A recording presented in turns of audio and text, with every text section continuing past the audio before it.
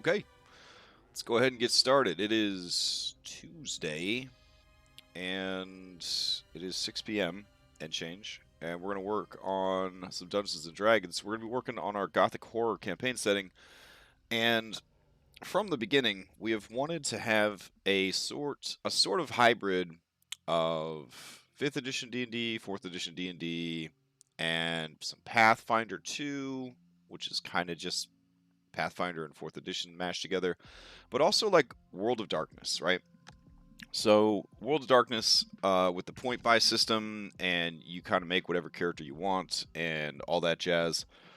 So to that end, we started breaking down all of the different races into their different ancestries, right?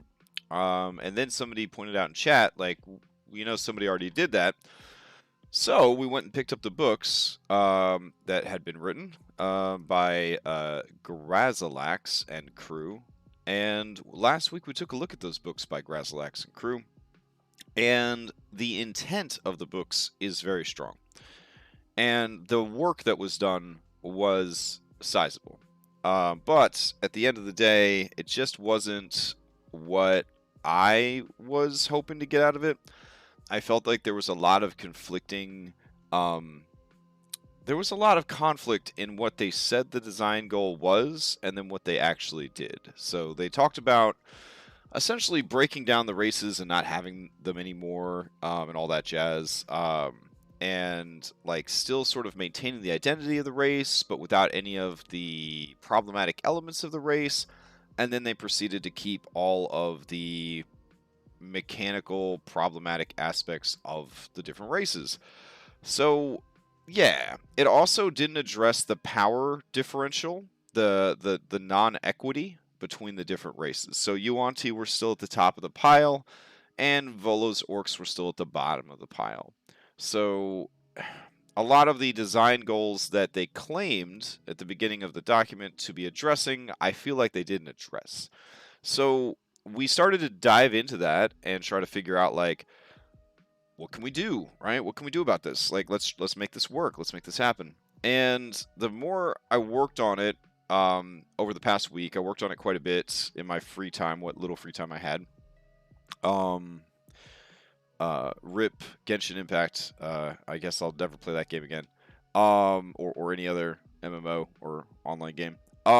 Anyways, so the 5 core ancestries, the 5 core species, I've turned them into bloodlines, right? So you got these 4 main bloodlines now, or sorry, 5 main bloodlines. Now, Level Up 5e just came out today with their Kickstarter, and that's doing really well. And I did want to address that real quick, because they are also doing a Ancestry rework of the system. And let me throw that into chat real quick. All right, so when you get down to the races section, they've actually replaced it with culture and heritage. And hey, what's up, Dom? And apologies if I'm scrolling too fast here. So they have replaced races with 8 heritages, 34 cultures, 21 backgrounds, 10 destinies, which sound like the epic paths from Odyssey of the Dragonlord, which, by the way, the creators of Odyssey of the Dragonlord launched their Kickstarter today, which we're not going to talk about, but it is a Viking-themed Odyssey. So it's like Odyssey of the Dragonlord's Viking edition. Yeah, some temptation high, for sure. Very high. So, anyways, if we dive deeper, I wanted to show you, they had a screenshot. Here we go. They have a screenshot here. No, where did it go? All right. And it says, heritage, who were your parents? Where did you grow up? What was your occupation? What was your personal story? Right? So, pretty cool. And I feel like we're already kind of heading in that direction. I will undoubtedly back this Kickstarter because Morris does some really good high-level content, And the fact that they've spent the last 2+ years revamping 5th edition, I'm very excited to see what sort of changes they have. This will actually deliver by December of this year, because they're only getting money from this Kickstarter to handle the stretch goals and the printing of the books. So you will get the PDFs from this Kickstarter late November, early December, which is pretty fucking exciting if you ask me.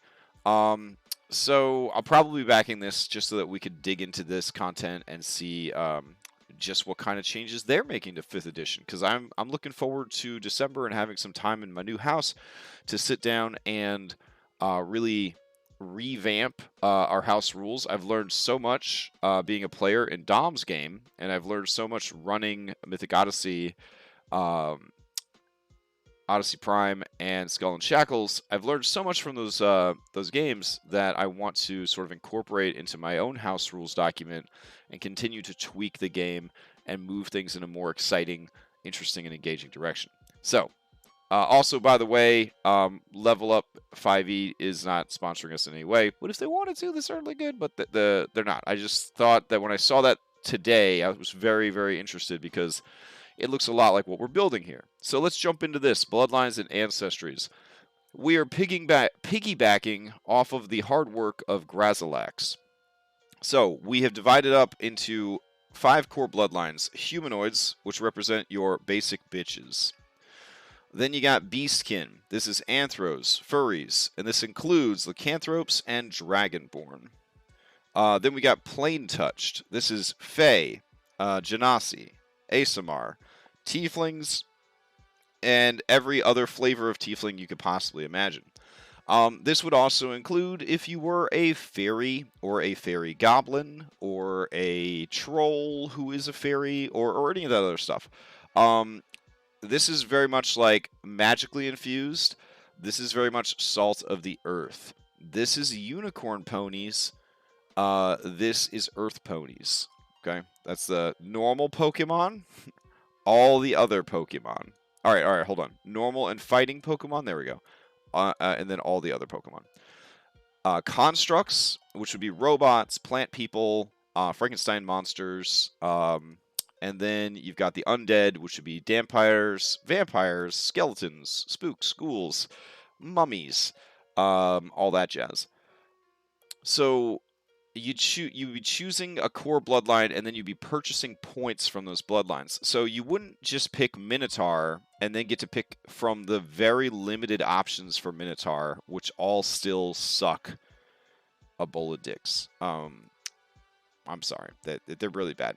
So yeah, you got Minotaur, and then later on you've got Yuan-Ti, and they're still the same. Yuan-Ti's still amazing, and Minotaur's still terrible. There's really nothing's changed. Nothing's changed. It's stupid. Like, they started to make change, and then they didn't kind of finish it up. So what we've been doing is we're going through the documents, we're grabbing things from the work that was done here and from D&D Beyond, and then we are assigning it a value in our system. So in this system, in Grazilaxx's system, it comes down to there are major inheritances that cost 2 points, and there are minor inheritances that cost 1 point.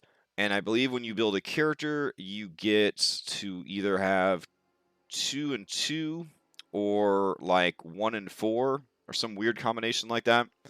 So how we're doing it is there's going to be 4 tiers of abilities that'll allow us better delineation of like how strong something is.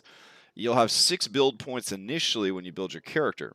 You can get more build points by taking flaws. So if you wanted to be a kobold with sunlight sensitivity, you could build a kobold with sunlight sensitivity, and then that sunlight sensitivity would give you some extra points to buy other abilities with. But you don't have to take sunlight sensitivity. So you could also make a kobold that doesn't have pack tactics. And you could take other abilities and still call yourself a kobold. It's amazing. So yeah. Like, so in our system, there's going to be 4 tiers of abilities, tier 1 through 4. And then every tier has this similar cost. So tier 1 ability costs 1 point, tier 2 costs 2 points, tier 3 costs 3 points, and tier 4 costs 4 points. So you have 6 points to spend at level 1, and you just purchase abilities until you have what you want. You don't have to spend all the abilities. You could bank them for later, because as you level up, you will earn more bloodline points that you could then use to buy more bloodline abilities, which would replace racial feats. Instead of racial feats or ancestral feats, you would just continue to purchase more abilities from this document. And you can purchase anything from your bloodline. So the focus here is humanoids, aka the basic bitches. They're going to focus very much on skills and tools, luck, and determination, saving throws, things like that. Beastkin is the catch-all for anything that would be a scaly or a furry. Plain Touched is the catch-all for pretty much everything else that is not a basic bitch, a furry, a robot, or an undead. Now, obviously, there's going to be some overlaps between these different things, and there's even going to be a universal category. And the universal category will be abilities that any bloodline will have access to. So that's the differences that we have going on right there. All right, so how are we handling stats? Using the latest book, Witchlight, we are doing, when determining your character's ability scores, increase one score by 2, and increase a different score by 1, or increase 3 different scores by 1. Follow this rule regardless of the method used to determine the scores, such as rolling or point buy. The quick build section for your character's class offers suggestions of which scores to increase. We should actually probably delete that language. There we go. Let's see, and then we'll put... You can't raise any of your scores above 20. Fine. Bonus feat. You can forego these stat increases and take a feat instead. So that's the thing. I kind of like that because you're basically, if you're building a character that is feat centric, you're basically taking a hit to your ASI to get even more feats earlier on. So that sort of gives you that ability to get a bonus feat at first level at the cost of 3 ability points. So it's actually, I think, more expensive even than waiting for your level 4s and your level 8 ASIs. Size, you decide. Are you small or medium? The end. You decide. It's not determined by your race. You decide. Are you a short human being? Short enough to count as small? Good for you. Are you a real big kobold? Are you a swobold? I guess you're medium. Like, there you go. Amongst the human species IRL, we have very small humans and we have very big humans. I don't see how this is even a thing. If you want to be a small human, if you want to be a medium gnome, cool. Just do it. I'm like choking on this like piece of popcorn from earlier.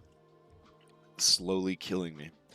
All right, skills, languages, and tool proficiencies. We're no longer tying any of this shit to race. Your skills, language, and tool proficiencies. When creating your bloodline, you pick one skill, one tool, and one language. You are also proficient in common. That's it. The end. We're done. If you want more skills, tools, and languages, that will be available primarily to the human bloodline, the humanoid bloodline, and also through your background, because you're still going to have to choose a background or whatever. Will we use the leveling up backgrounds, the ones that you can rank up from Grimhollow? I think it just depends on what kind of game I'm running. It's an amazing system. I love Grimhollow, and I love what they did with the backgrounds. So some of my campaigns, we might use it. Some of my campaigns, we might just use traditional backgrounds. So it really depends on what we're going to do. Scaling traits. Some bloodline traits have a base cost, but hold on. I have to tell Grammarly that I never want to see it again. Yeah, get out of here. Okay. All right, so some bloodline traits have a base cost but allow you to invest additional points into them to increase their effectiveness. This allows a lower tier trait to eventually scale in power to match a tier 3 or 4 trait or perhaps even stronger. Scaling traits can be increased anytime you would spend bloodline points. All right. And then we talk about the tiers. There are 4 tiers of power for bloodline traits. At character creation, you may only choose one tier 4 trait, regardless of how many build points you have available, such as from taking flaws. A good example of how tiers scale in power is this. Tier 1 would get you low light vision. Tier 2 would get you dark vision 60 feet. Tier 3 would get you dark vision 120 feet. And Tier 4 would get you blind sight. We should probably put like blind sight 30 feet or something. So that kind of gives you an idea of the power scale there. And then each bloodline has mechanical flaws you can choose. If you do, you gain more bloodline points to build with. Now, these aren't flaws like, oh man, my character's a gambling addict. Ooh, I guess I'm going to make bad decisions when it comes to gambling because I'm a good role player. These are actual mechanical flaws that they're just built into your gameplay experience. So if you take them, it will actually impact your play. It won't be optional. Hey, there's Cadenex. All right. Then we got shared bloodlines. This is something I was pretty excited about. You may choose 2 different bloodlines. If you do, you must spend 3 points in each bloodline tree. You cannot purchase tier 4 abilities. If you take a flaw from one of your 2 bloodlines, the points gained must be spent in that bloodline tree. So you can be a robot werewolf. You could be a fairy mummy. You could be a half-human, half-earth elemental, if you wanted to be. You know, whatever you want to do. You can pick 2 different bloodlines and purchase from both of them. The downside is you will never be able to purchase the tier 4 abilities because your bloodline is not pure enough to purchase the strongest abilities from that tier. But the benefit there is you could purchase everything else from the 2 different tiers as long as you are dividing your points up equally between the 2 trees. So I thought that was pretty cool. All right, so now I just sort of have a mess of design stuff. One of the things that I'm trying to workshop is innate spellcasting. So a lot of races have innate spellcasting, and they are flavorful for the races. But the idea of this system is that people are creating essentially their own custom races. And in a way, some of these people are going to be min-maxing to create the ultimate character that meets their design idea or the design goal. And that's fine too. So rather than have different flavors of innate spellcasting, I thought we could just generalize innate spellcasting into a single ability that the player can then customize. So what we've got here is innate casting, and it is a tier 2 ability. So you have 6 build points at level 1. If you spend 2 build points, you can activate innate casting. And innate casting does feature scaling. Scaling is interesting because it does get you around the disadvantage of dual bloodlines and not being able to take tier 4 abilities. You could take a tier 1, 2, or 3 ability that has scaling, scale it up so it's stronger than a tier 4 ability, still won't count as a tier 4 ability. So that part's kind of cool. Innate magic. Choose a spellcasting class: Bard, Cleric, Druid, Sorcerer, Wizard, Warlock. The more points spent on this trait, the more powerful it can become. You can take this trait more than once each time you start with a cantrip and must scale up from there. So at tier 1, I've spent 2 points on this. I gained the ability to use 1 cantrip from the chosen class. Your spellcasting ability for all spells unlocked by this trait is the same as the class you selected for this trait. So does that mean that the min-maxers are going to come in and they're going to take Eldritch Blast for their Bard? Probably. They're probably going to do that.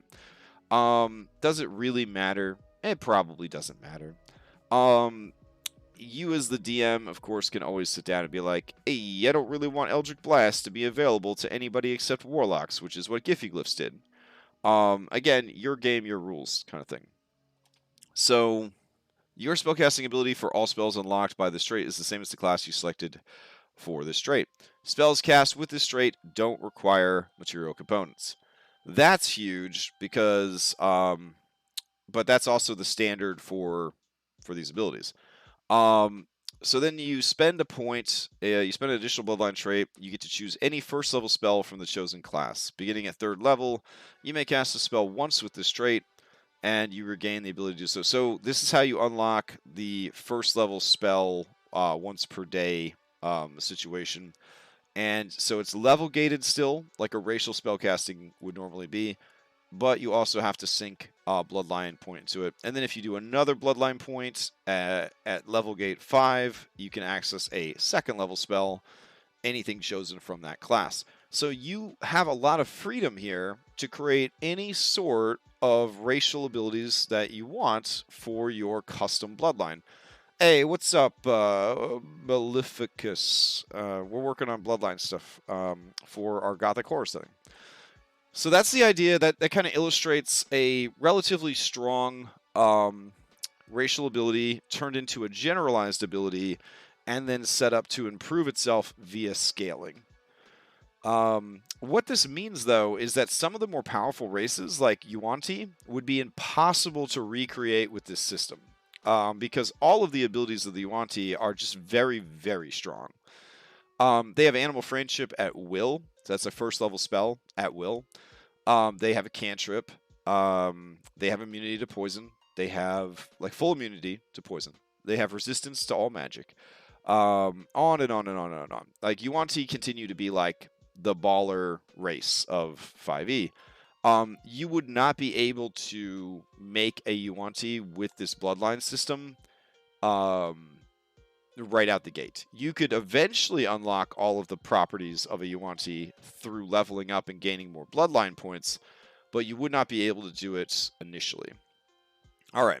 And then I've assembled this too lazy to convert list. So far I just have Simic Hybrid because it was just a lot and I was tired.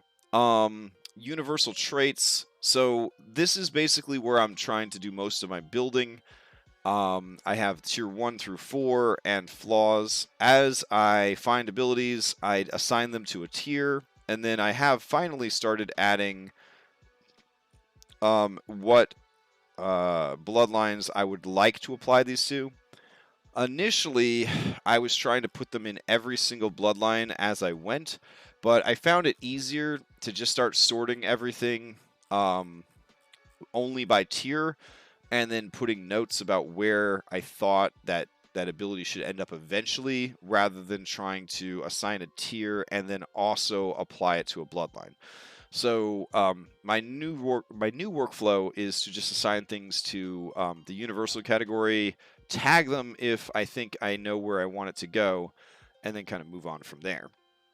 So you can see that a lot of work has been done so far on this. I'm going to go ahead and share out this link with chat.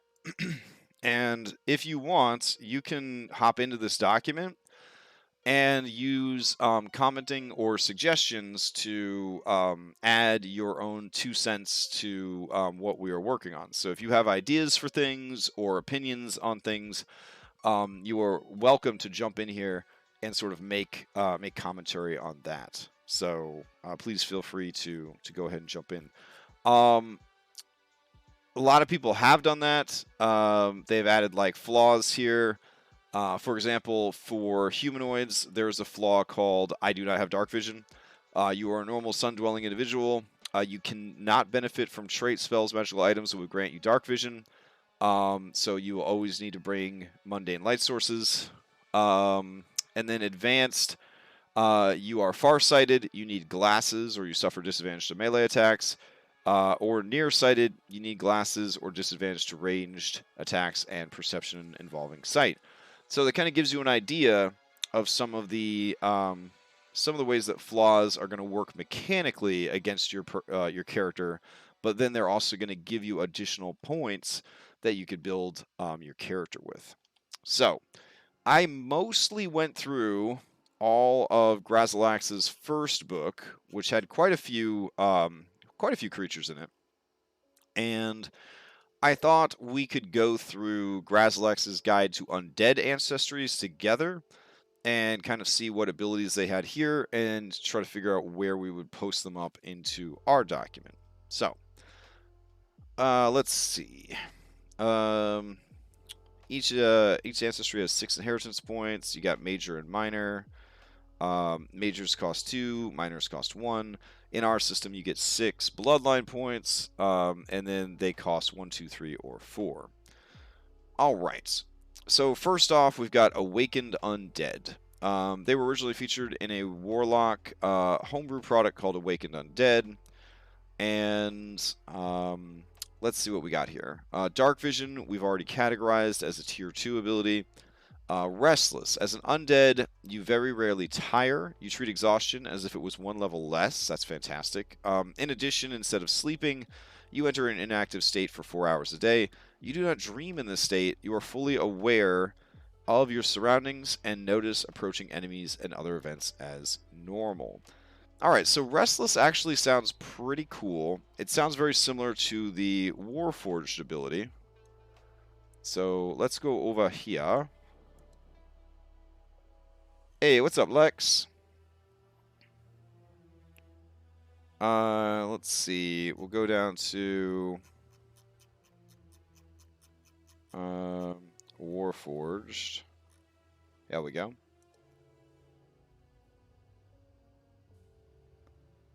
All right. And Warforged has Century's Rest. When you take a long rest, you must spend at least 6 hours in an inactive, motionless state rather than sleeping. In this state, you appear inert, but it doesn't render you unconscious. You can see and hear as normal. I like that a bit more than Restless. I think it's a bit more balanced than Restless. So we're going to go ahead and go with that one.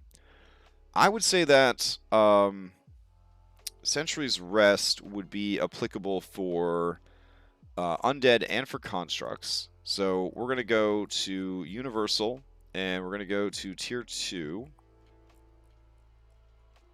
There we go. Now, I know human beings that could go a pretty long time without sleep. But this is implying that you just don't sleep at all, is the situation. So let's see. Century's Rest. When you take a long rest, you must spend at least 6 hours in an inactive, motionless state rather than sleeping. In this state, you appear inert, but it doesn't render you unconscious, and you can see and hear as normal. And we will say that this is for constructs and undead. Now, this does bring up an interesting point. What about just an ability called Less Sleep? So we can make that a Tier 1 ability, and simply put, we could just say you only require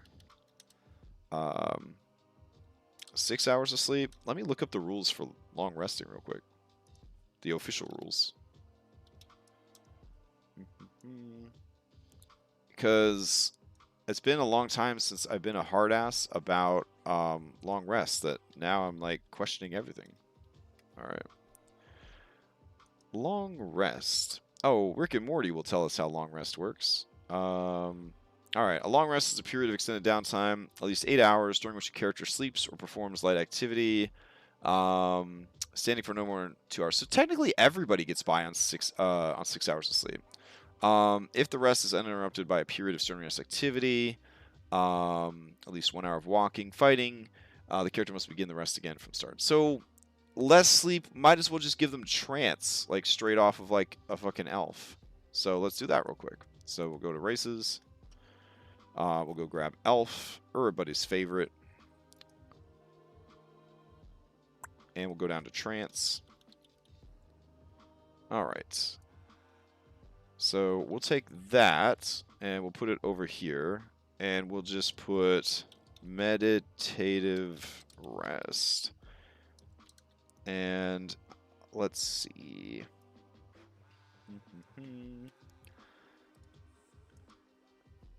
Alright, so instead of putting elves, we'll just put you don't need to sleep. Instead, you meditate deeply, remaining semi-conscious for 4 hours a day.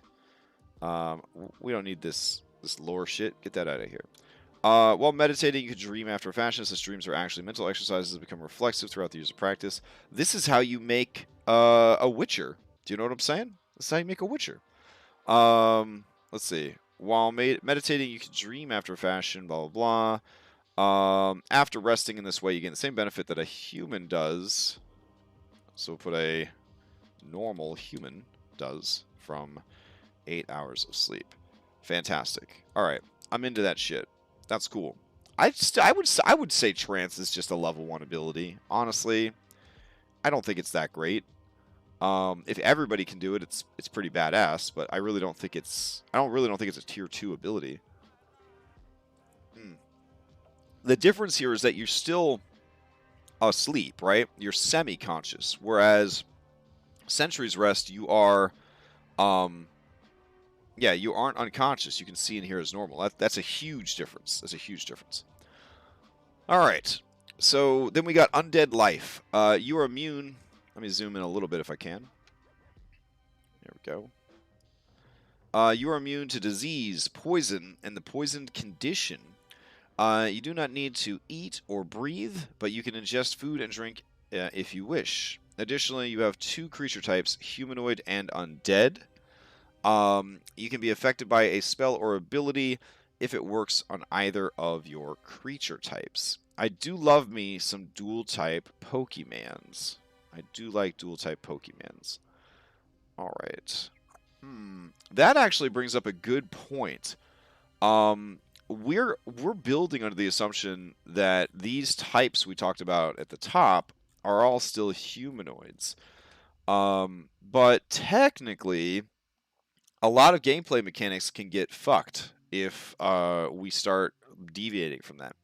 Case in point, when they first introduced satyrs from Theros, and they were fey creatures, a lot of people, myself included, kind of flipped shit about it, because fey is a very strong monster type, and it also creates a whole nother set of things that the DM has to remember when it comes to spellcasting. Yeah, so being a fey means you're affected by protection from good and evil, and other things that would affect fey creatures. So I feel like, despite these bloodlines being what they are, I feel like creature type needs to be a opt-in. So let's put creature types, and we'll just put opt-in only. Comes with flaws. Still requires points in many cases. Alright, so here's the thing about Beast, for example. We could never let a player character qualify as a beast. We do it in Skull and Shackles, and we're dumb for doing it. So we have beastly humans, and we say that they also count as beast type. Well, you know what happens if something counts as a beast? It means that you can polymorph into it, and you can wild shape into it. So as soon as something has the beast tag, they can do that. That is why a werewolf is not called a humanoid beast. It is called a monstrosity. Or it might just be called a human. I can't remember. So we have to be very careful about what creature types you hand out. Are you an undead? Cool. Okay, well, here's the problem with being undead. If you drop to 0 health as an undead, you die. Undead don't have the dying condition. If undead get to 0 health, they're dead. The end. That's not good. Undead can be controlled by evil clerics. Undead can be turned by clerics. Undead can be smited. Yeah, so gaining a creature type is not necessarily a good move. Right. Oh, okay. Humanoid shape changer. Is shape changer a type of creature in 5e? Yeah, I think it is. Let's see. 5e shape change, shape shifter? All right, now we're just going to have to look up the goddamn werewolf. Hold on.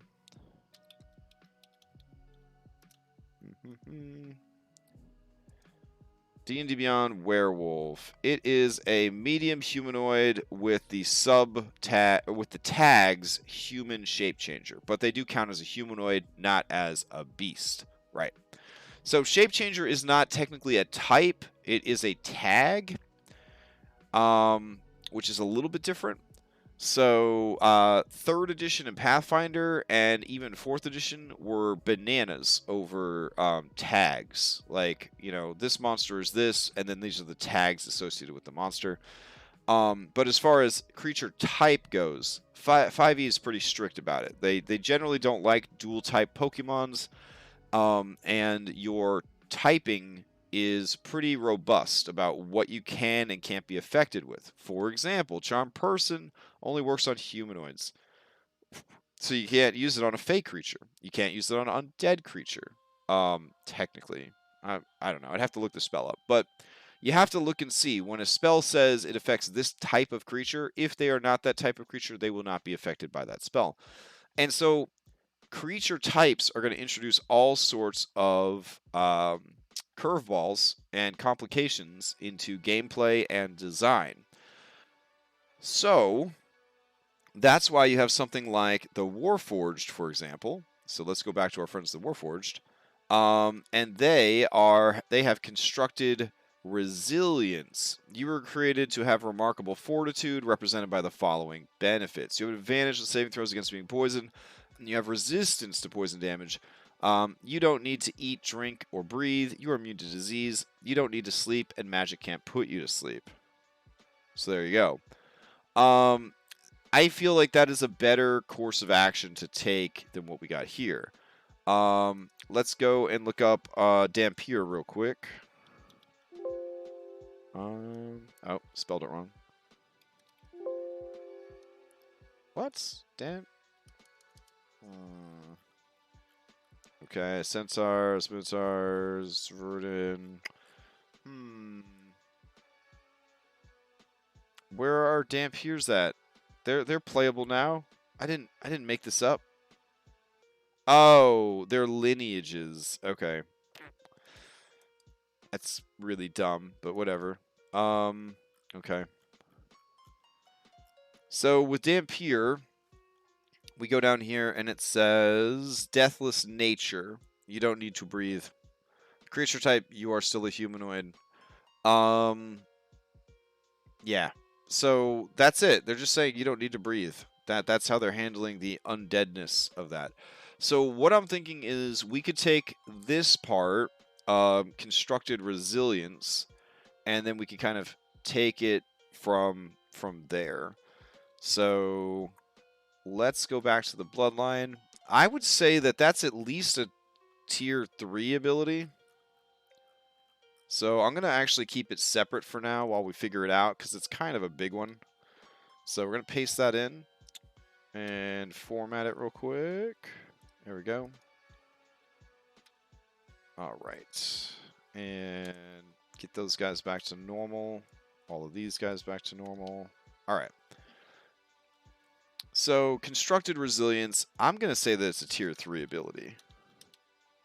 Now, here's the thing. Going back to Undead, could one of the traits be something like Zombie Fortitude, or would that be too close to something like Half-Orcs? Well, we don't have Relentless Endurance as a Half-Orc thing anymore, Lex. So if you wanted to make, if you wanted an ability like that, you could certainly just take it. Yeah. Let me see if Relentless is in there. Yeah, Relentless Endurance. We have that as a tier 2 ability. When you were reduced to 0 hit points but not killed outright, you could drop to 1 hit point instead. I would say that the zombie resilience would probably be a tier 3 if this one is a tier 2, because the zombie one doesn't have a recharge. Relentless Endurance, you have to recharge it with a long rest, whereas the zombie one doesn't. Dom is suggesting splitting up the Warforged one, and I don't think that that's a bad idea. We already have poison shit in a different tier, so we could get rid of that, because maybe I'm a tree and I do want to be affected by poison to kind of reflect being a tree better, but I do also want to have these construct abilities where I don't need to eat, drink, or breathe. So we're going to go with that. So we're going to put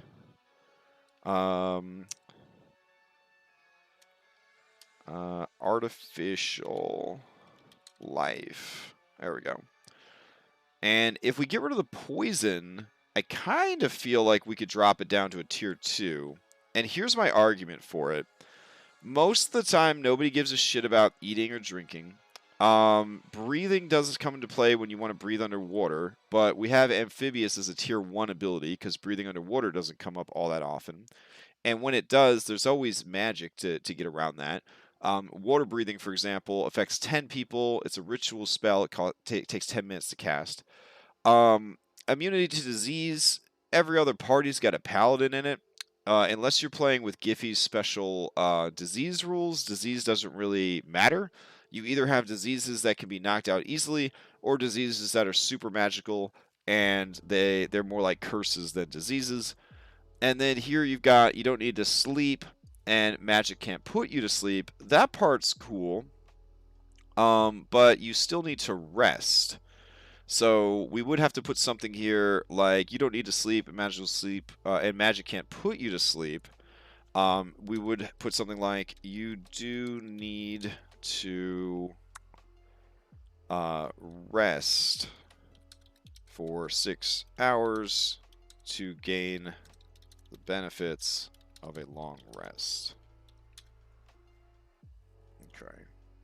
Artificial life is a tier 2. That's a tough call. I feel like it'd be tier 2, tier 3 for sure. Now, Dom, you're suggesting breaking it up even more than that, which we could do. We could say immune to disease and just make that a tier 1 ability. That would certainly start moving this towards the tier 2. So let's see. Disease. Nope, we don't have disease anywhere. So we'll go up to tier 1 and we'll pop that shit in there. We'll put disease immunity. I can't think of a cleverer name than that. You are immune to disease. Okay. So yeah, splitting that one up, I think, is a good call, Dom.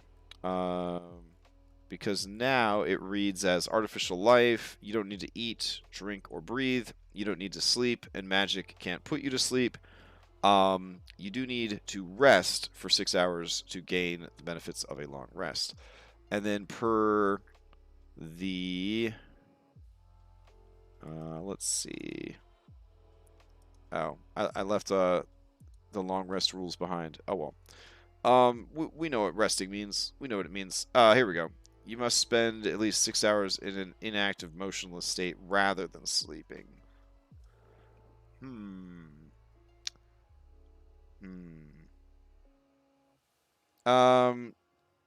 Let's see.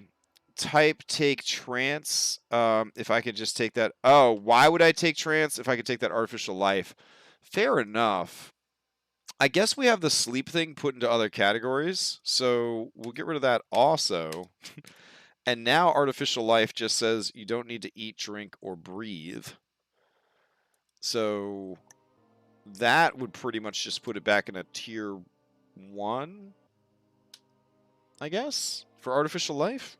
Yeah, once we take all the other parts away from it. And then we could add in you don't need to eat, but you can ingest food and drink if you... Hold on. Let me zoom this out a little bit. Might be easier for me to select. Here we go. But you can ingest food or drink if you wish. There we go. All right.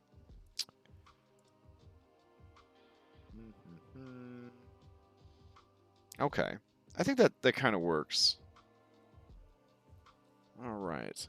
Why would you take trance instead of artificial life is a great question. Let's see. So we made trance a level 2.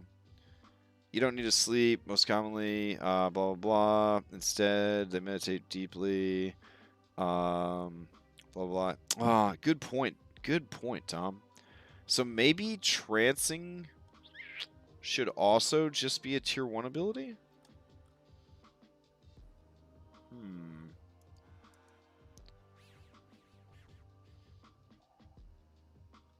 Well, we already have trancing as a tier 1 ability. Yeah. Alright, then we should probably keep artificial as 2 because you... Okay, we got to get rid of this other trance then that's in the wrong category. This is why I started, or I stopped categorizing them by bloodline and just put everything in universal, because I was having like repetitive stuff, and then when I went to change something, I had to go to like 2 or 3 different locations to change it. All right, so meditative rest, which is trance. You don't need to sleep, blah, blah, blah. And then that brings us back up to this, which is simply just saying you don't need to eat, drink, or breathe, but you can just... All right. Yeah, I'm down for that shit. Okay. Let's keep going. Unholy. Unlike other undead, you can be restored through healing magic.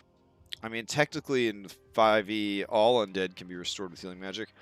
But it has significantly dampened effect on you. When you regain hit points from a source that specifies it does not function on undead, you receive half as many hit points as the source would normally provide rounded down. Well, that's a flaw.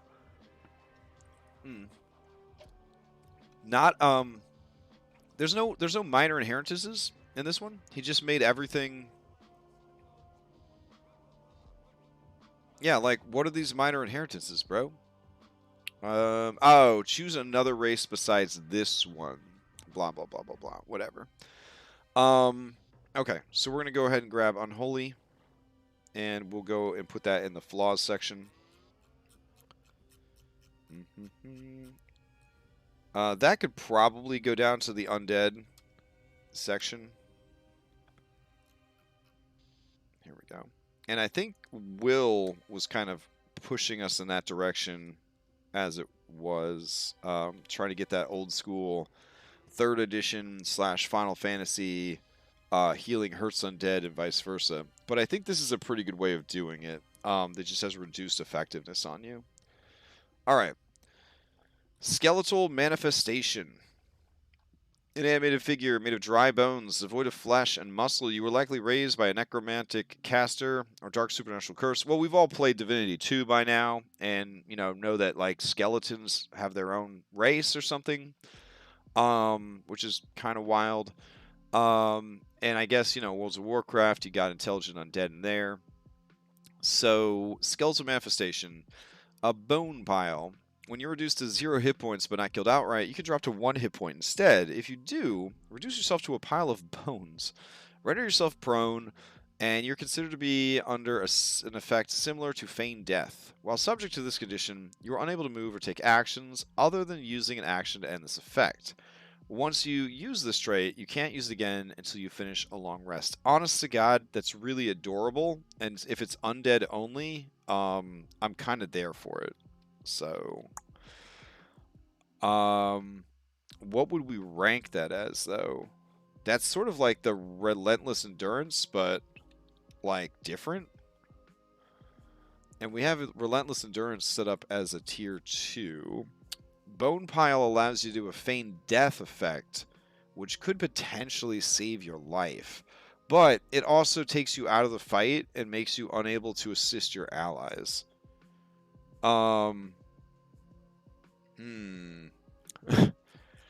So maybe it should just be a tier 1 ability for undead.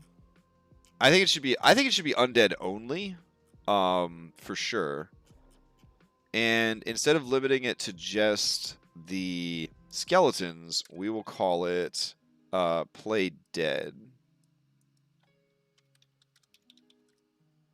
And we'll also put Bone Pile in parentheses so we remember the source. There we go. Okay. So let me try to fix the weird copy-paste effect that we got there.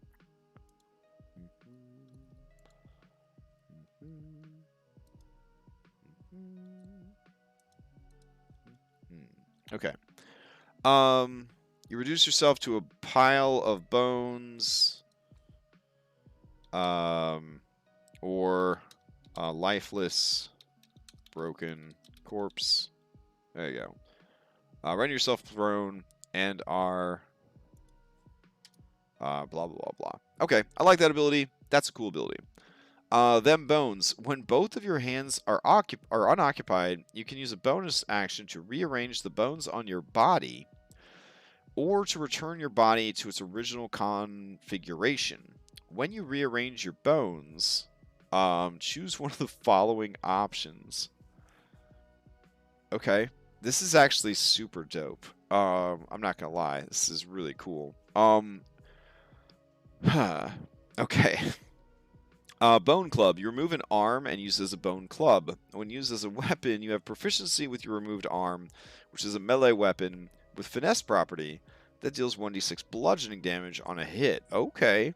You can remove your hand, hold it as if in your other hand as if it was a set of thieves' tools. This hand is capable of picking locks, cutting glass, and any other function thieves' tools could achieve. And bone xylophone, you can remove 2 of your ribs and use the rest of your remaining ribs as a musical instrument with which you have proficiency. At your DM's option, you can use this trait to perform other tasks such as juggling your own bones, removing your skull to look around a corner, or this is boner right here. This is boner. Like, what the hell? Okay, removing your skull to look around a corner or over a wall or similar. Your bones lose their animation if they are further than 5 feet from the majority of your body and must be reattached before they are once again a part of you. If your skull loses animation, you are blinded and deafened until a skull is affixed to your body. Well, that's just about the greatest thing in the entire world. Also, skeletons are all apparently really good at picking locks. You are proficient in thieves' tools. If I had known that such a thing existed, I would have probably made a skeleton character a very long time ago. Alright, this is going to require a hell of a lot of formatting, and I'm not 100% sure where to put it, but I have an idea. So, this is called Modular Body, and this is going to be a trait for undead and constructs, not just skeletons. Alright. What if you just daisy chain all your bones into like a human centipede or a bony centipede? That'd be kind of dope. All right. We got to replace every instance of bones with body parts. Whenever both of your hands are unoccupied, you can use the bonus action to rearrange the parts. Here we go. The different parts of your body. Or return your body to its original configuration. I love the idea of a robot being able to do this, right? Like C-3PO from Star Wars. You know what I mean? That dude was always fucking falling apart. When you rearrange your body parts, choose one of the following options. Any of which are considered to occupy both of your hands. Okay. So we'll put improvised weapon. You remove an arm and use it as a club. While used as a weapon, you have proficiency with your removed arm, which is a melee weapon. With the finesse property, blah, blah, blah. All that, it sounds adorable and amazing. It's so cute that they added finesse to it because they know you're going to be some kind of roguish character if you're playing a skeleton. All right, bone to pick. This is where it gets a little bit weirder. It makes sense for a skeleton to have a lockpick. All right. Use your tool. At character when you choose this trait, pick one tool proficiency. All right. You remove a hand and hold it in your other hand as let's see. You remove a hand and modify it to function as the selected tool. Ba-blam! All right. Beautiful. Bone xylophone. I don't even know what this... All right. Body. Instrumental body. Why would you even want this? I mean, it's amazing for boner, but instrumental body. All right. When you choose this trait. Oh my god. Okay. Let's see. I love the idea of a Warforged though, like opening his chest cavity, and he's got like a dulcimer or whatever it is, you know, where you move your fingers and you play sounds or whatever, or he's just got, you know, he like raises his arms like strings there and like plays his armpit lute. I don't know. I think it's really cute. When you choose this trait, choose one musical instrument. Instrument. You convert part of your body into that instrument. Period.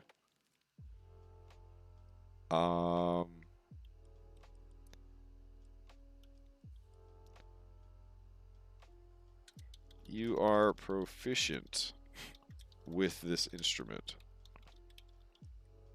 That's beautiful. All right.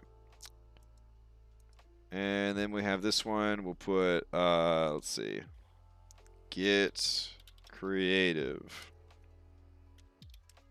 At your DM's option, you can use this trait to perform other tasks, such as juggling your own, not bones, body parts. There we go. Removing your skull. No, your head. Come on. Here we go. To look around a corner, over a wall, or similar, your body parts. Lose their animation if they are further than 5 feet away from the majority of your body, and must be reattached before they can once again be part of you. Period. If your head loses animation, you are blinded and deafened until a head. Oh my god! Until a suitable head is affixed to your body. I'm going to put ideally your original head.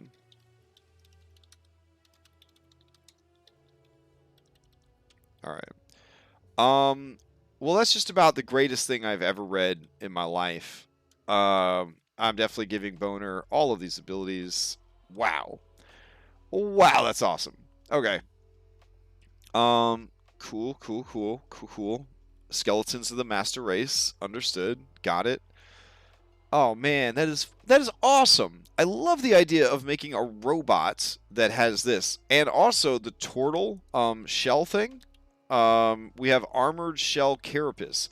Due to your shell carapace and the shape of your body, you are ill-suited to wearing armor. Your shell provides ample protection. However, it's supposed to say shell carapace. Hold on. In case you want to be like a bug person, you know what I'm saying? It gives you a base AC of 17. Your dexterity modifier does not affect this number. You gain no benefit from wearing armor, but if you are using a shield, you can apply the shield's bonus as normal. And then we have this for beast and constructs, right? So what I like is the idea that you could have a robot that is like a turtle, as far as it's like really armored up, but then it also can modularly take itself apart and do shit. I don't know. I think it's really, really cool. All right, let's see if we can knock out Ghost real quick. Ghost. If a ghost is charged with unfinished business, blah, blah, blah, blah, blah. All right. Incorporeal flight. Are you fucking kidding me? As a minor inheritance. Oh, jeez. Okay. It's good to see that in all of the books, Grazilaxx is in the same mindset. Cool. You gain a flying speed of 20 feet. Using your flying speed from the source, you cannot end your turn more than 5 feet above solid surface. Okay. And gently descend down to this distance at a speed of 60 feet per round if you are any higher. You can move through other creatures and objects other than physical barriers, such as walls, floors, and ceilings, as if they were difficult terrain. On your turn, you can pass through up to 10 feet of physical barriers. yeesh. Treating them as difficult terrain as part of your movement. If you end your turn inside an object or barrier, you take 1d10 force damage and are immediately ejected to the closest available space. After passing through a physical barrier, you must complete a short or long rest before you're able to do so again. Ah, there it is. There it is. Some balance. Okay. That's actually kind of dope. That is kind of dope. Okay. I'm kind of into that shit. All right. This is certainly another undead situation. Let's see. Okay, we'll go to bone. Bone. All right, modular body part. We're gonna do another thing. We're gonna call this ghost. No, we're gonna call this spectral form. There we go. Alright, so let's see. Spectral form, you gain a flight speed, blah, blah, blah. When using your flight... Oh, no! Siri, we're doing so good, but I understand. We don't want to go too long. Plus, Red's got his game tonight. Alright. Let's see. Okay, I like everything about this. It's a little wordy. Yeah, I mean, a little wordy. It's a fucking small book, but I like it. I feel like it's kind of two different abilities, though. And it's mostly you're just kind of levitating. But you could go up high and then sort of flop back down to the ground, which is kind of cute. I don't know. Overall, I think it's pretty cool. It's definitely going to be a very expensive ability, though. Let's see. There we go. Okay, I think that one's pretty cool. I think it'll be very expensive, though. So, like, tier 3/4. Because, I mean, you're walking through walls, possibly at first level. Yeah, Undead or Plain Touch sounds like a good call.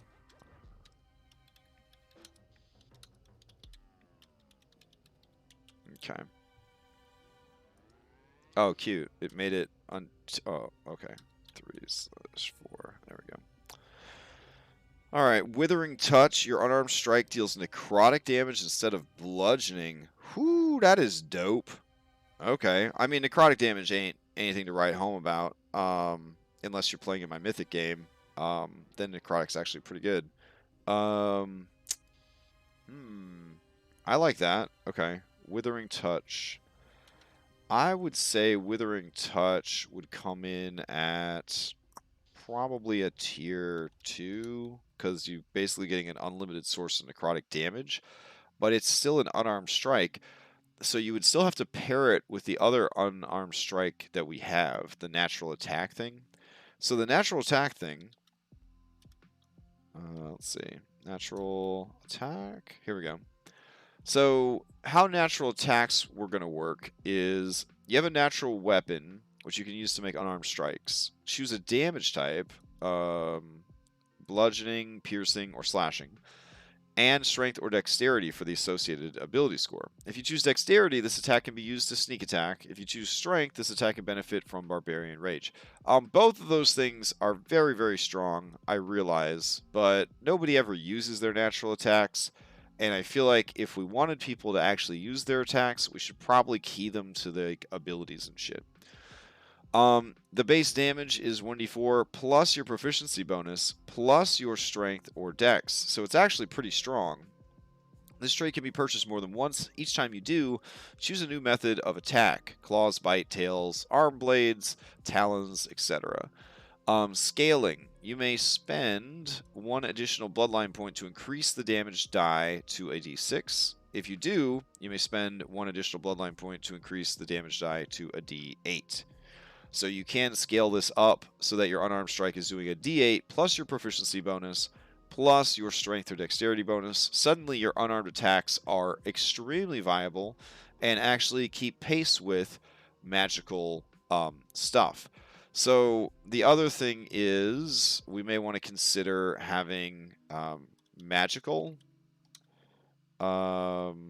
strikes as an ability. Your natural attacks and unarmed strikes are considered magical. Now, the reason we would have that ability is if I really wanted, if you go monk and this trait, how would that work? Okay, so that is something we need to address. We addressed sneak attack and we addressed barbarian rage. We did not address monk, and I think you know the reason we didn't address monk, Dom. It's because I hate monk. And I'm not the only one, because in Level Up, Advanced 5th Edition Dungeons & Dragons, they got rid of the monk. That's right, there's no monks in this edition. It's just called the Adept, and there's no monks. So take that, monks. We got rid of you, because you suck that bad. Amen. Good for you. They suck. Anyways, what a negative note to end our stream on. Dom, if you have any ideas on how to make the modified natural attacks work with unarmed strike / monk, please put any comments that you have here. I definitely am looking for a way to make sure that they are not left behind.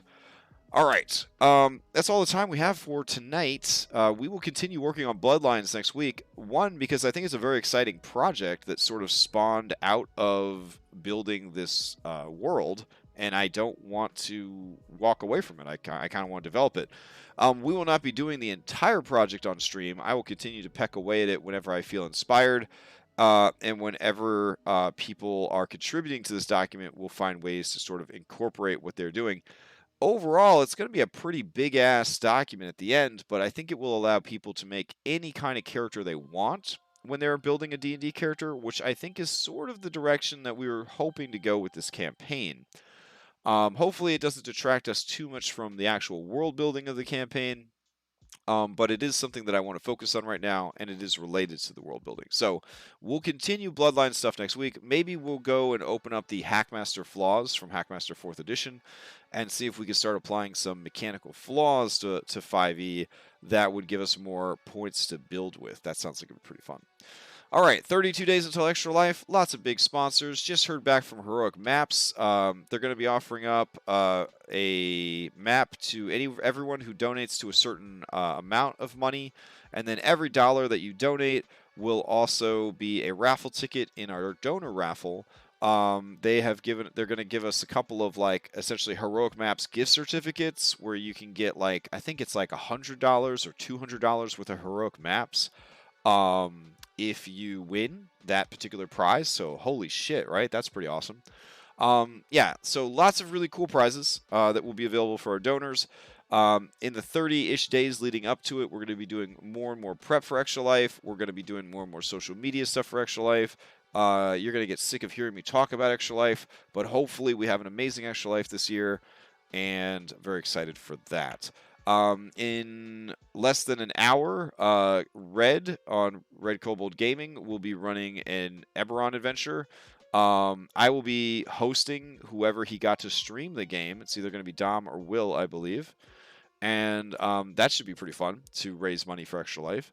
And this Friday, we continue Monster Hunter with Dom, which was fantastic last week. And looking forward to this week as well. And Dom is using money generated from that to help out with Extra Life also, which is fantastic. So a lot of cool stuff happening on the server, and a lot of cool stuff happening in this Bloodlines project as part of our Gothic world building. So glad everybody was able to make it out tonight, and I will see you guys next time.